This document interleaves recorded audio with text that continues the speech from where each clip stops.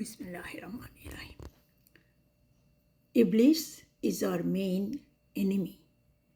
সৃষ্টির সময় থেকে মানব জাতির সঙ্গে শয়তানের সূচনা, শত্রুতার সূচনা। সে মহান আল্লাহর সামনে মানব জাতিকে সত্যচ্যুত করার অঙ্গীকার করে।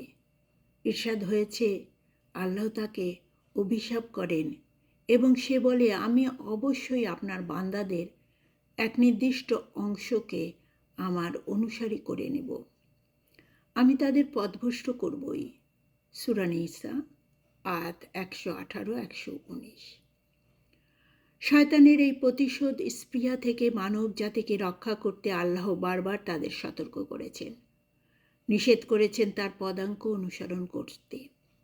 ইরশাদ হয়েছে, হে মুমিনরা, তোমরা শয়তানের পদাঙ্ক অনুসরণ করো না। সূরা নূর আয়াত